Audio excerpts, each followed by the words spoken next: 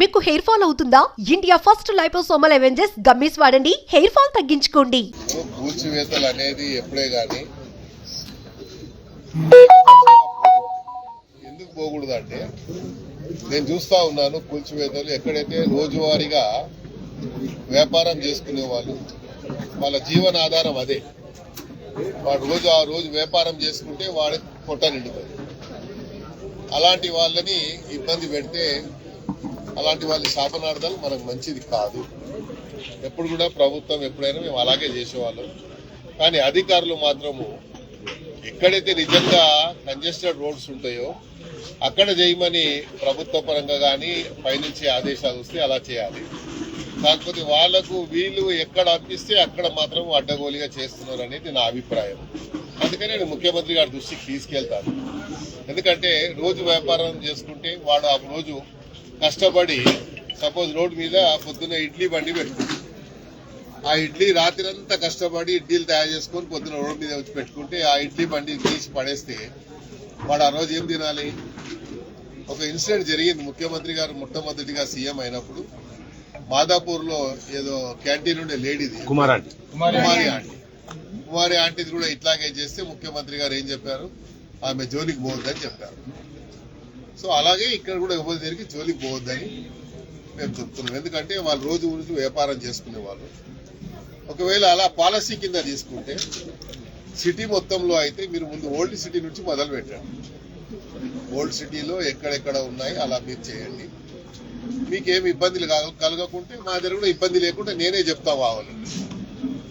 కాబట్టి ఇది చేయొద్దని నేను చెప్తున్నాను. ఎందుకంటే దీనివల్ల ప్రభుత్వానికి చెడ్డ పేరు వస్తుంది.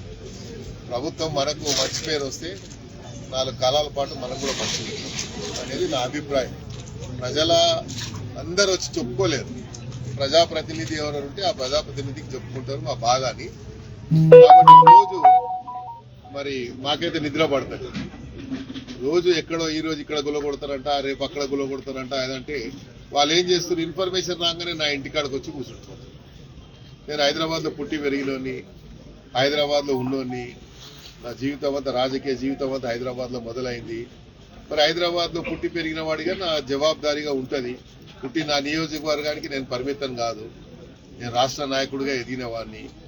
హైదరాబాద్ ప్రజలు ఎక్కడ వస్తే కూడా ధనమంది తిరిగిపోతే మాకు న్యాయం జరుగుతుందనే ఒక విశ్వాసం, అది కాపాడుకునే బాధ్యత నాకు. మొన్న నేను సికింద్రాబాద్ పార్లమెంట్ పోటీ చేశాను. మరి దగ్గర దాకా వచ్చి నేను కేవలం 30-35 వేల ఓట్లతో ఓడిపోయాను తక్కువ సమయంలో. అంటే ఆ ప్రజలతో ఆ అనుబంధం ఉంది కాబట్టే కదా, ప్రజలతో ఆ సత్సంబంధాలు ఉన్నాయి కాబట్టి నేను ఆ స్థాయి అక్కడ వరకు రాగలిగాను. ఇంకా సమయం ఉంటే నేను తప్పకుండా సీట్ గెలిచేవాడిని. సరే, అది ఓటమి గెలుపు అనేది రాజకీయానికి సాధన. కానీ రాజకీయానికి సంబంధం లేని ఇష్యూ ఇది. పేద ప్రజల యొక్క వారి జీవన ఆధారం మీద ఆధారపడేటువంటి సమస్య కాబట్టి పేద ప్రజల్ని కాపాడతామని మనం పదే చెప్తున్నాం. కాబట్టి మన బాధ్యతగా ఎవరో ఒకరు ప్రభుత్వ పరంగా ఒక బాధ్యత తీసుకోవాలి. కాబట్టి ఇది నా బాధ్యతగా నేను తీసుకుంటాను. మీరు సీరియస్ అయినాక కూడా మళ్ళీ కూల్చివేతలు చేశారు రాత్రి వరకు కూడా. అదే చెప్పాను కదా. ఇప్పుడు అధికారులు కొంతమంది ఏంటంటే సుమోటో కింద వాళ్ళు మేమే సుప్రీం అన్న ఫీలింగ్ లో పోతున్నారు. మన రాజ్యాంగంలో కొన్ని ఇష్యూస్ ఉన్నాయి. మనం ఎప్పుడే కానీ అధికారం వచ్చిన తర్వాత ఆ స్వేచ్ఛని బ్యూరోక్రాట్స్ కి పూర్తి స్వేచ్ఛ ఇస్తే ఎప్పుడు ఆ ప్రభుత్వం నిలబడే. ప్రభుత్వ కంట్రోల్లో ఉండాలి. ప్రభుత్వ ఆలోచన విధానాన్ని వాళ్ళు పరిగణలో తీసుకొని పనిచేయాలి. ఎప్పుడే కానీ బ్యూరోక్రసీ కంట్రోల్లో మనం పనిచేస్తే ఆ ప్రభుత్వాలకు చెడ్డ పేరు వస్తుంది. కాబట్టి బ్యూరోక్రాట్స్కి ఏం సంబంధం? ఇవాళ ఈడ ఉంటాడు, రేపు ఇంకో దగ్గర ఉంటాడు. వాళ్ళకేం బాధ్యత ఉండదు. బాధ్యత అనేది మనకు ప్రజాప్రతినిధులకు ఉంటుంది అనేది నా ఆవేదనని చెప్పాను. ప్రజల ఆవేదన నేను చెప్పాను. నేను ముఖ్యమంత్రి గారు కూడా చెప్తాను. ఇలా వ్యక్తిగతంగా నాకు ఏం లేదు, నా ఇల్లు ఏం పోలేదు, లేకుంటే నా ఇల్లు ఏమైనా కబ్జా అంటే నన్ను కొట్టుమని చెప్తున్నా. లేదు, నాకేం ప్రాబ్లం లేదు. కానీ పేద ప్రజల జోలికి పోదు, వాళ్ళ జోలికి పోదు అనేది మా ఆవేదన. ప్రజల పక్షాన్ని నిలబడే వ్యక్తిగా తప్పకుండా నిలబడతారు. అంటే అధికార పార్టీలో ఉండి హైడ్రా కూల్చివేతల విషయంలో కూడా మీరు వ్యతిరేకించారు. ఇప్పుడు ఆపరేషన్ రూపు విషయంలో అనగోయారు. కూల్చివేతలు ఎందుకు అంటున్నావు? ప్రజలకు ఇబ్బంది కలిగిన దాని మీద నేను అంటున్నాను. కూల్చివేతలకు హైడ్రా మంచిది కాదని ఇప్పుడు చెప్పానా? హైడ్రా సంస్థ అనేది ఎక్కడైతే చెరువులు కానీ కుంటలు కానీ అన్యాక్రాంతమైనవి అవన్నీ తీయాలనేది ముఖ్యమంత్రి గారి ఆలోచన. ప్రధానంగా ముఖ్యమంత్రి గారి ఆలోచన ఏంది?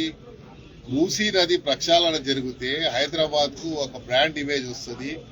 అక్కడ మూసీ నది యొక్క ప్రక్షాళన జరిగితే ఒక హిస్టారికల్ ప్లేస్ గా తయారైతుంది. ముందరి నుంచే మూసీ నది అనేది మంచి నీళ్లు ప్రవహించేటువంటి నది. అది దురదృష్టవశాత్తు మెల్లిమెల్లిగా అది పూర్తిగా కాలుషితమై అది మురికి కాలువగా మారిపోయింది. కాబట్టి ఆ మురికి కాలువ వల్ల నల్గొండ జిల్లాకు ఈ కాలువ పోయి ఇక్కడ వచ్చేటువంటి కలుషితమైనటువంటి నీళ్ల వల్ల వాళ్ళ పంటలు నష్టపోతున్నాయని నల్గొండ జిల్లా ప్రజల ఆవేదన. కాబట్టి ఇక్కడ ప్రక్షాళన జరిగితే అక్కడ రైతులకు లాభం జరుగుతుంది, ఇక్కడ హైదరాబాద్ ఇమేజ్ పెరుగుతుంది. సుమన్ టీవీలో మీ పర్సనల్ అండ్ బిజినెస్ ప్రమోషన్స్ కోసం కింది నెంబర్కి కాంటాక్ట్ చేయండి.